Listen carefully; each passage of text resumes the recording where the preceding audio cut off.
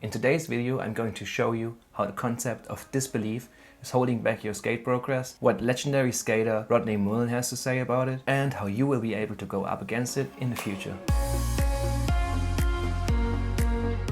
Hey everyone, my name is Chris. I'm a passionate skater, surfer, surf skater, final year med student, and future psychiatrist. I started this series, How Your Mind is Holding Back Your Skate Progress, where we talk about different psychological concepts and models and how they affect your sports performance in sports such as skating, surfing, and surf skating. This is the second episode in that series, and I started it last week with the concept of the spotlight effect and social anxiety. And if you haven't seen that, it's linked up here and in the comments down below, so you can give it a watch if you're interested. Let's jump straight into today's topic, disbelief. By the way, you can use the chapters and timestamps provided to find the parts of the video that are of most interest to you. Henry Ford famously said, "Whether you think you can or you think you can't, you are right." Let's make a slight adjustment to that and scratch think and put in belief, so we get whether you believe you can or you believe you can't, you're right. It keeps the meaning alive, but it fits better into our narrative. So what did Henry Ford mean by that? Well, he's basically saying that if you believe you can do something, you believe you can achieve something, you will be able to do it. Versus if you believe that you aren't able, you believe you won't be able, then you're also right. You won't be able. It becomes what we in psychology call a self-fulfilling prophecy.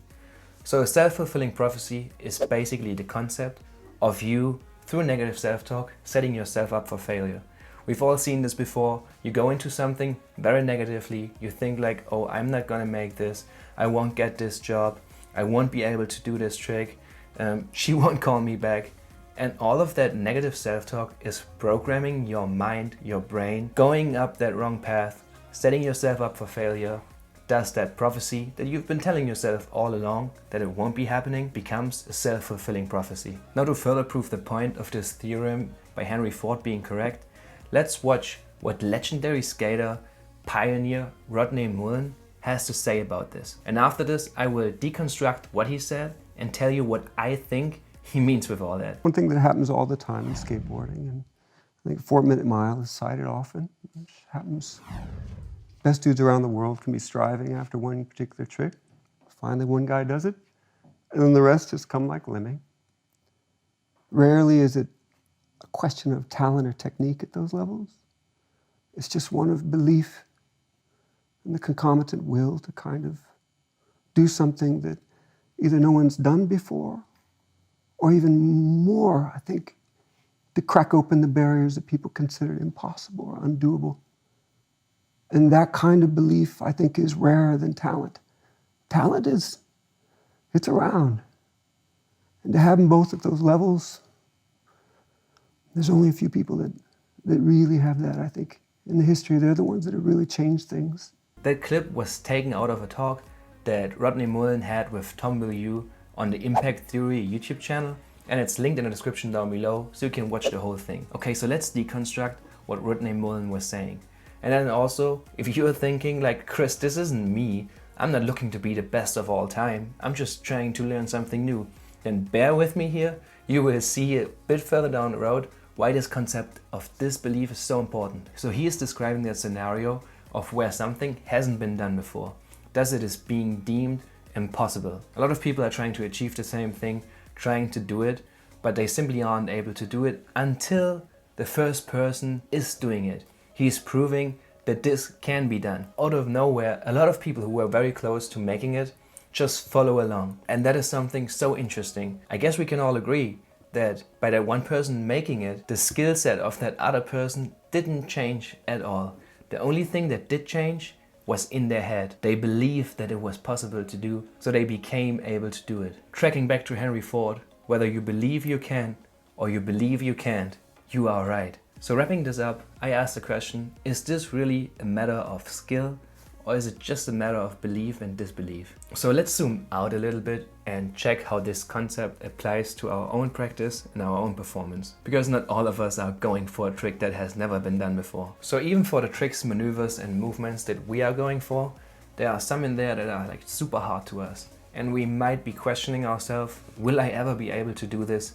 I haven't been able to do it for weeks. But if you get yourself into that negative self-talk, it just becomes the self-fulfilling prophecy and you won't ever be able to do it. It really draws back from that motivation of yours to go out there and practice. I guess we've all seen that. We see a dope clip on Instagram, YouTube, wherever, and we just feel like, wow, I need to do this, I want to do this. So you grab your skateboard, you grab your surf skate, you go out there, you're trying to replicate this. The tutorial was so nicely laid out, just to find that you aren't able to do it. You might even find yourself telling yourself, I can't do this. And that's really where all that negative self-talk and thus the self-fulfilling prophecy is setting yourself up for failure. You should never use those words, not in your mind, not even jokingly, and tell yourself, I can't do this. Because you know now how important it is to believe and how negative of an impact it has to be in that disbelief. You're going down the road of the self-fulfilling prophecy. So versus saying, I can't do this, I'm not able to do this, you should always be adding, I can't do this yet. I'm not able to do this yet. And by putting that yet in, you are acknowledging that you are in a progress. This is still a skill set, a skill that has to be mastered. You need to go through that progression of skill to go where you want to go eventually by acknowledging that this is in fact a process. One more example where I want to draw from, and I think a lot of people can relate to, because there's so many surf skaters still out there who aren't doing it, the drop-in. The drop-in is something scary. I'm admitting that. I was scared of it before. You look at that quarter pipe, it looks super high. When you stand on top of that quarter pipe, it looks even higher, and you're telling yourself, I will never be able to do this. And let me tell you right here that the drop-in, it is 99% just in your head. If you can commit to that, lean forward and let physics do its work, you will be able to do it. It is not that hard. The part that is hard is believing in yourself and conquering that fear. So I really urge you to kick that disbelief in the butt and tell yourself that you will be able to do it. You will achieve that. I promise you will. Sorry for interrupting that video in that way, but you know what would really go a long way for this video to get in front of more people and be more successful? If you just left a like or left a comment. And if you really want to support me as a creator and the content I make, I would really appreciate if you went to my Buy Me a Coffee page and considered supporting me with the equivalent amount of buying me a coffee. If you don't want to do that at all, no problem. I really enjoy that you are here watching these videos in the first place. So just leave a like and let's get back to the video. Well, it turned out, for whatever reason, my phone started recording last night when I was doing that video. And of course, I only realized that while I was already starting to edit that video. So back at it again in the bright daylight for the last part of that video. So now that we know that concept, what are some of the more practical and actual things that you can do to take advantage of it? Okay, first of all, I guess by now we all know that you really should stop all that negative self-talk to prevent yourself from falling victim to those negative self-fulfilling prophecies. And how do you do that? Well, there is a concept in cognitive therapy that people use from stopping all kinds of negative self-talk and all kinds of thoughts that they don't want to have but naturally arise in one. And that is by calling yourself, your negative self, out and screaming inside your head, or you can do it loudly, but that would be a little bit weird, especially in public, but scream loudly, stop. And that is supposed to be such a abrupt interruption that stops you from that thinking and going down that path of that negative talk cycles that just keeps you spiraling down. So how would that look like when you're out there in the field? Imagine you're practicing, you're doing something new, it's not really working, those thoughts arise, you're telling yourself, I cannot do this is too hard. Right in that moment, you should inside your head say stop, to have that quick and that prompt interruption to stop you from those thoughts. Some people even go that step, and I know this might be a little bit esoteric and it's not your thing, but it has helped a lot of people and it's actually used in professional sports. So some people even go that far as to giving their negative self a name that you can call it by its name, which makes the practice even more powerful. Negative self-talk arises, you call yourself out, you say stop, those are not the thoughts that I want to have, and you just say something positive instead. Like, I cannot do this yet. Of course this is hard, and I'm acknowledging that I'm in the progress of learning this. But I will get there eventually. It is a process. I love my sport, and I love that process. And then the second tool that I want to give to you is something widely used in professional sports as well, and it's the practice of visualization. So visualization works so strongly because our brains are so inherently capable and strong. I guess you might have heard about that experiment where you think heavily about a lemon and then it gets the juices flowing, your mouth gets all wetty, and it feels like you can almost taste that lemon. And why is that working? It's because our brain is so strong. It's almost like dreaming, where you get into a spot in your brain where the brain isn't able to tell apart if something is reality or if it's just imagination. And you can use that to your advantage by visualizing whatever you want to learn. You're visualizing, do it correctly. I mean, you've seen it on video, you know what it's supposed to look like. So you get inside your head, you close your eyes, and you visualize, you imagine yourself doing that movement over and over again correctly.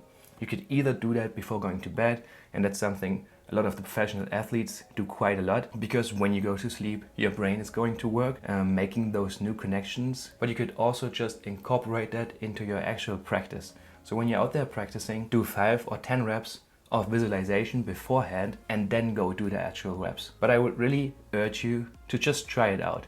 And I know it sounds like something crazy people do, but it's actually a super powerful tool that I'm sure will help you. I'm not doing it all the time, even though I know it's such a strong thing, but I'm using it when I feel like I hit a plateau, I'm just stuck and something isn't really working, and then I do the visualization and I feel like a few days down the road, I suddenly unlock this. I would really like you to try it out, use it for a week, maybe even 2 weeks, and see if you can unlock something that you haven't been able to do before. That's basically everything I have to say about belief and disbelief. Let me know what you thought about today's topic. Go down to the comments and write whatever comes to your mind. And also, as we're progressing the series, if there is a concept or something you're struggling with, feel free to hit it in the comments. Let me know about it and I will try to work it into one of the next videos. Of course, if you liked the video, it would really help this video doing better, would help the channel doing better, getting in front of more people, if you left a like, left a comment, and subscribe to the channel.